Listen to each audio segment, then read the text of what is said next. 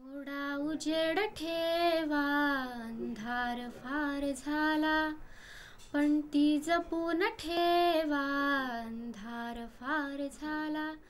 कुमारी रेणुका प्रदीप जोशी. मी 12व्या वर्गात आहे आणि इथे करुणेश्वर मंदिराजवळ वाशिममध्ये राहते.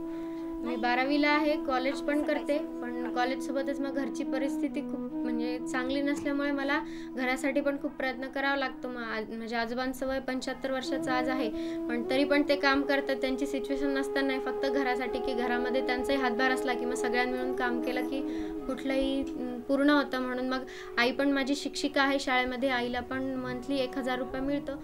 आणि घरामध्ये माझ्या बाबांना कॅन्सर झालेला आहे, त्याच्यामुळे बाबा फिजिकली स्ट्रॉंग नाही आहेत, ते फिजिकली वर्क करू शकत नाहीत. सध्या मी आणि माझा भाऊ तो पण तेवढा शार्प नसल्यामुळे म्हणजे प्रॉब्लेम येतो.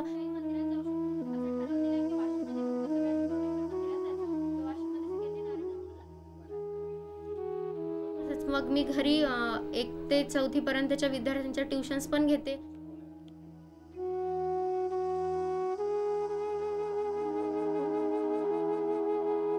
आणि त्या स्कॉलरशिपमुळे असं झालं की म्हणजे मी 10वीमध्ये असताना मला पूर्ण डायजेस्ट वगैरे मिळाल्या नव्हत्या, कारण त्याचे सेट खूप महागाचे होते.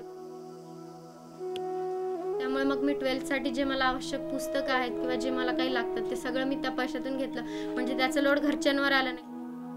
आणि मी अभ्यासाचं म्हणाल तर दिवसभर म्हणजे ट्युशन्स, कॉलेज सगळं करून मला दिवसभर अभ्यास करायला वेळ मिळत नाही. त्याच्यामुळे मी अभ्यास रात्री 10 ते सकाळी 3-4 पर्यंत अभ्यास रोज करत होती.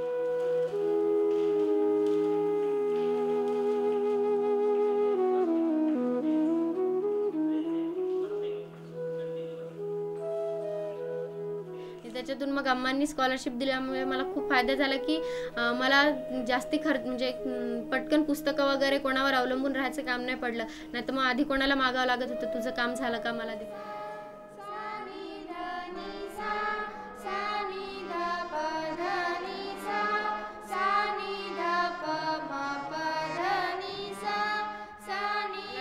झाल्यानंतर D.Ed म्युझिकमधून करायचं. माझ्या कामापुरतेच मला मर्यादित न राहता मला अध्यात्मामध्ये इंटरेस्ट आहे किंवा मला सामाजिक कार्यामध्ये पण कार्य करण्याची खूप इच्छा आहे माझी. म्हणजे मी म्हणून नाही, माझी खूप तळमळ असते की कोणी जरी मी ट्युशन्स जरी घेते तरी प्रत्येकाला माझी खूप इच्छा असते की मला जे येतं ते प्रत्येकाला दिलं पाहिजे, काही जे समाजामध्ये गरीब लोक आहेत त्यांना पण त्याचा फायदा झाला पाहिजे असं मला वाटतं.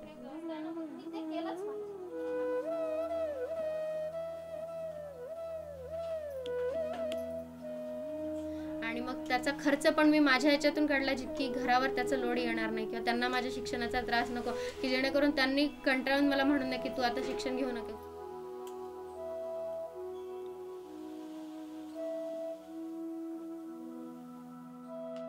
अनुभव आहे की मी अम्मांच्या फोटोकडे जरी बघितलं साधं तरी मला खूप प्रेरणा मिळते की अम्मा आपल्या पाठीशी आहेत, आपण कुठल्याही संकटाला घाबरू नये. नाही तर अशी सिच्युएशन असल्यावर भीती वाटते की आपण लहान आहे, आपण काय करणार, घरात वडील आजारी आहेत, भावाची सिच्युएशन अशी आहे, त्याच्यामुळे भीती वाटते. पण मग अम्मांचा आशीर्वाद आहे, त्याच्यामुळे असं वाटते की सगळ्या परिस्थितीला आपण तोंड देऊ शकू. अम्मांचा आशीर्वाद आपल्या सतत पाठीशी असतो.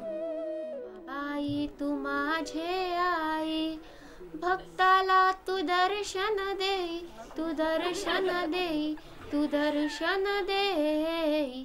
अंबाबाई तू माझे आई, अंबाबाई तू माझे आई.